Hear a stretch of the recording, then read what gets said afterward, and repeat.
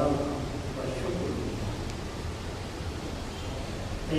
من مسلمانوں کو اللہ تعالیٰ نے حضور اکرم صلی اللہ علیہ وسلم کی ذات میں وہ نعمت عطا فرمائی کہ جس کا کوئی قدر نہیں، اور ہم نے اس نعمت کی قدر نہیں. جب تک صحابہ کرام تابعین تبع تابعین اس نعمت کی قدر کرتے رہے، دنیا میں ان کا عروج ہوتا ہے اور اللہ کا قرب بھی حاصل کرتے ہیں. کوئی بھی حضور اکرم صلی اللہ علیہ وسلم کی محبت کے بغیر اللہ کا قرب حاصل نہیں کر سکتے، یا کتنا ہی علم حاصل کر لیں، مگر اللہ کی بارگاہ میں وہ قبول ہی نہیں ہے کہ جن کے دل میں اللہ کے محبوب کی محبت ہو. ہم کو کوئی نعمت عطا، کون اللہ کا قرب حاصل کر سکتا ہے کسی میں طاقت؟ ہاں، اللہ کے محبوب کی محبت جس کے دل میں آ گئی اس کو اللہ کا قرب حاصل. اور جنہوں نے اتباع رسول اللہ صلی اللہ علیہ وسلم حضور صلی اللہ علیہ وسلم کی محبت میں کی تو ان کا کوئی ثانی نہیں ہے دنیا میں. ایسے ایسے اللہ نے اپنے بندے پیدا کیا. ایک راج اس عالم نے یہ دیکھا اپنے قبلہ بھجن کے وصال کے بعد کہ لوگ قرآن شریف جو پڑھ رہے ہیں ان لوگوں نے اس کو پڑھا کہ جن کے دل میں حضور صلی اللہ علیہ وسلم کی محبت. میں نے پہلے دن سے اپنے بچوں کو کہا کہ ان کو قرآن شریف کا ترجمہ سکھانا ہے. ابھی یہ ترجمہ سیکھ رہے ہیں، پڑھ بھی رہے ہیں. وہ چیز تو نہیں حاصل کی مگر کم سے کم 28 سال کے اندر یہ ہو گیا جو یہ ہوتا تھا کہ یہ ترجمہ پڑھ نہیں سکتے، تو یہ ذہن میں بچوں کے آ گیا کہ ہم پڑھ سکتے ہیں.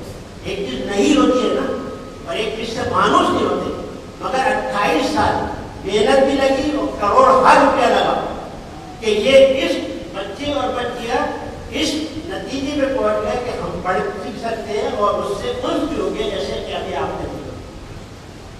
اب جو ان کو جو ہے تعلیم دی جائے گی، ہمارے اللہ تعالیٰ مولانا صاحب کو زندگی عطا فرمائے اور نور عطا فرمائے، وہ ان کو جو تعلیم دیں گے، جہاں جہاں اختلاف ہے، جو چیز چھپائی جاتی ہے، کہتے ہیں کہ بھائی علم غیب اللہ کوئی نہیں ہے.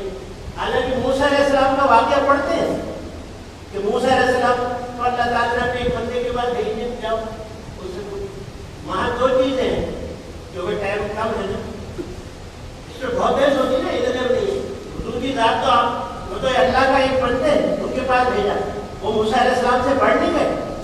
وہاں دو چیزیں ہیں، ایک تو یہ کہ وہاں اللہ تعالیٰ نے کیا فرمایا کہ موسیٰ مچھلی لو اس کو تلو، وہاں جس مقام پر وہ میرا بندہ ملے گا یہ زندہ ہو گیا دریا میں چلیے سمندر میں چلیے. یا ایک چیز تو یہ سمجھیں، اور دوسرے وہ علم وہ بتائے گا. تو اللہ کے نبی کا تو دل جو ہے مردہ ہوتا ہی نہیں. اللہ کے نبی کا کوئی بھی اللہ کا نبی اس کا دل تو مردہ نہیں تھا، ہمارے دل مردہ ہوتے ہیں. تو جب ہم بیت اللہ کے پاس جاتے ہیں تو ہمارے دل زندہ ہو جاتے ہیں کہ اللہ کا بندہ جہاں بیٹھا ہوا ہوگا تو مردہ دل جاؤ گے تمہارے دلوں کو زندہ کر دے گا. ایک مردہ مچھلی جو تلی ہوئی تھی زندہ ہو سکتی ہے، وہ اس مقام پر زندہ ہو گئی جہاں اللہ کا ولی بیٹھا ہوگا. تو یہ اللہ والوں کی یہ کام جس کو بھول گئے، مگر یہ کب پیدا ہوتا ہے جب حضور صلی اللہ علیہ وسلم کی محبت ہو. اللہ تعالیٰ تو ان کو عزت دے، اللہ تعالیٰ تو ان کو علم لدنی عطا فرما دے جو کسی کو نہیں عطا فرما. آپ ان کا علم پڑھ کے کہتے ان کو علم. پھر بتائیے وہاں علم غیب ہے. انہوں نے خضر علیہ السلام نے کشتی کو توڑ دیا، یہ بات پتہ نہیں کیوں توڑا. اچھا ایک بچے کو مار دیا، یہ بھی بات کا تھا کیوں مارا علم غیب. ایک جگہ دیوار کھڑی ہوئی، کشتی کو جو توڑ دیا، آگے بادشاہ جو تھا وہ نہیں کشتیوں پر رکھ لیتا. بچے کو کیوں مارا، یہ بڑا ہو گیا ماں باپ کو بھی کافر کر دیتا. دیوار پہ جو تھی کہ اس میں جو اللہ کا لیے بنی ہے اس کے بچوں کا خزانہ تھا. تو یہ علم غیب ہے نہیں. قرآن شریف پڑھتے کہتے ہیں علم غیب اللہ نے کسی کو دیا ہی نہیں. تو ان باتوں کی وجہ سے میں نے کہا کہ پہلے یہ قرآن شریف پڑھے, پھر جو یہ بات کہیں گے تو اس میں وزن ہوگا اور ان کو خود یقین ہوگا.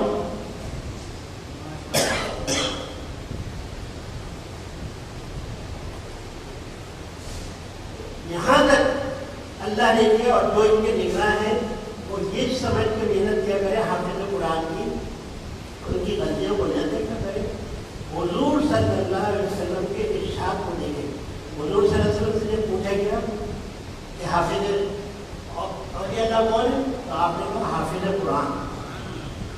تو جو نگراں ہیں, جو میرے ساتھی ہیں, وہ ان کی خدمت کس طرح کریں گے کہ حضور صلی اللہ علیہ وسلم نے فرمایا ہے کہ حافظ قرآن اولیاء اللہ ہے, تو ان کی خدمت سے آپ کو وہ اجر ملے گا کہ آپ سوچ بھی نہیں سکتے.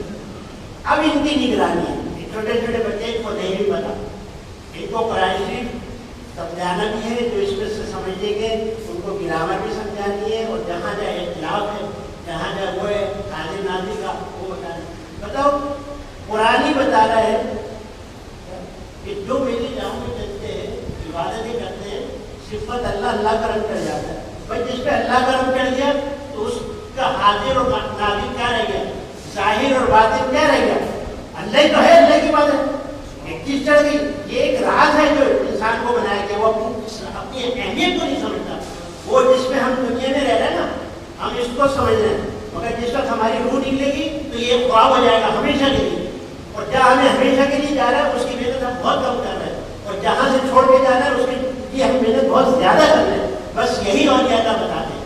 اور یہ اللہ کیا بتاتے ہیں اپنے مریدوں کو کہ بھائی جہاں زیادہ رہنا اس کی محنت زیادہ کرو, جہاں کم رہنا اس کے حساب سے اس کی محنت کرو. تو سب کے ہاتھ میں حدیث شریف سے بھی